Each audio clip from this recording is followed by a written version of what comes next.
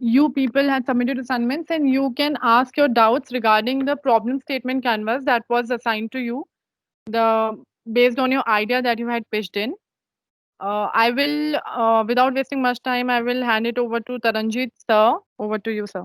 Thanks a lot, Divya ma'am.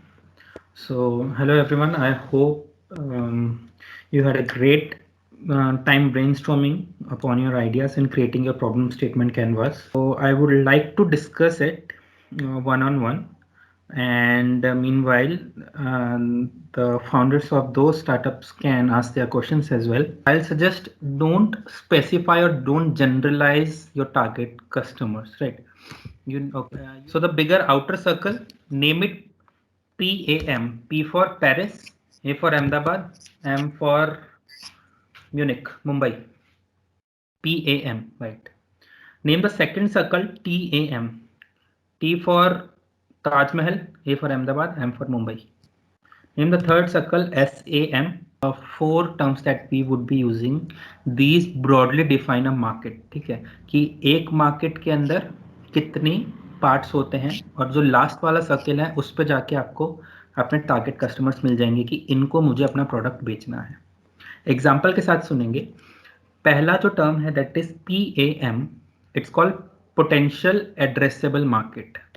ठीक है, potential addressable market. तो एग्जाम्पल लेते हैं. दिवाली में हम लाइट्स यूज करते हैं, फैंसी लाइट्स. ठीक है, मैं अगर कोई बिजनेस स्टार्ट करने वाला हूं तो I am entering into the business of artificial lights. ठीक है, तो that is a potentially addressable market. Lightning की जितनी भी मार्केट है that is a potentially addressable market. Next coming to the total available market. ठीक, तो अब मुझे बेचना है. अब मैं ये देखूंगा कि LED लाइट्स की कितनी मार्केट है इंडिया में. ठीक है, LED लाइट की जो मार्केट है उसका सेगमेंट जो होगा वो होगा टोटल अवेलेबल मार्केट. ठीक, तो first was lighting market, the second is LED lights की कितनी मार्केट है. जो थर्ड पार्ट है हमारा that is serviceable available market. ठीक है, वो होगा फैंसी लाइट्स का. ठीक है, LED लाइट्स में एक सब सेगमेंट हमने बनाया वो है फैंसी लाइट्स का. ठीक है, और वो होगा सर्विसेबल अवेलेबल मार्केट. किस मार्केट में मैं अपनी सर्विसेज दे सकता हूं. ठीक है, फाइनली जो SOM है वो है सर्विसेबल ऑब्टेनेबल मार्केट. यहाँ पे मेरा डिसीजन ये आया कि कौन सी मार्केट में फैंसी लाइट्स मतलब फैंसी LED लाइट्स की कौन सी मार्केट में मैं फाइनली अपना प्रोडक्ट बेचना चाहता हूँ, या फिर ये देखता हूँ कि मेरे जो कस्टमर्स हैं जो ये चीज़ खरीदेंगे वो कौन सी मार्केट में. तो वो होंगे कलर्ड फैंसी LED लाइट्स की मार्केट. ठीक है, तो sort of we are categorizing the colorful fancy LED lights की मार्केट को we are categorizing it into broader sphere.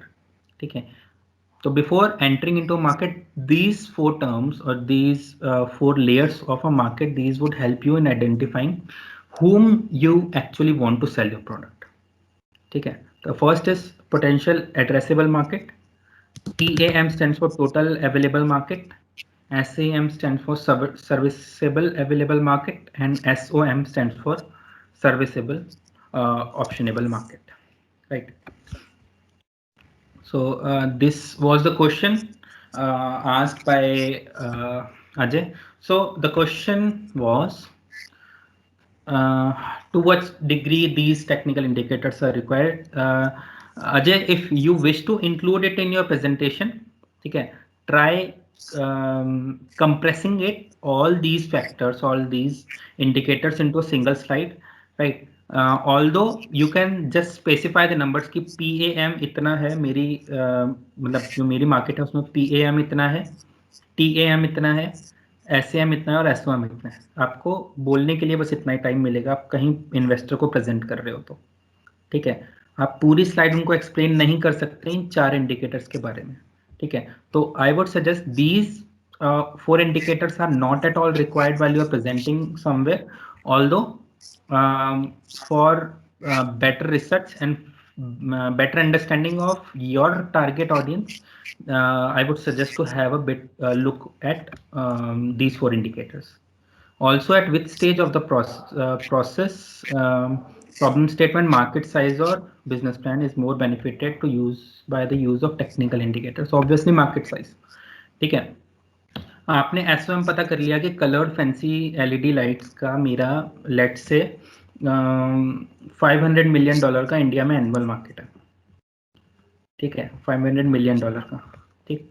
तो आपको ये पता चल गया कि मार्केट साइज कितना है in terms of monetary numbers, ठीक है। उसके बाद आप ये चीज देख सकते हो कि कौन से सीजन में ये यूज होती है, कौन से स्टेट्स में ये लाइट सबसे ज्यादा यूज होती हैं, ठीक है। तो you will start producing and you will start selling these fancy LED colourful lights to those geographic areas, ठीक है। तो obviously these 4 parameters or indicators would help you in finding your market size and the target customers that you supposed to sell your product to. Yeah. Any more questions, Ajay? You can go ahead, please. So, sir, as you were saying that these technical indicators are not much required. So, how do we present the, can say, dimensions of the market size to a potential investor, or any person who is interested in the startup? Like, we have to pitch the market size, only then he would find some expectation from the startup. So, how do we do that if we are not using these technical indicators?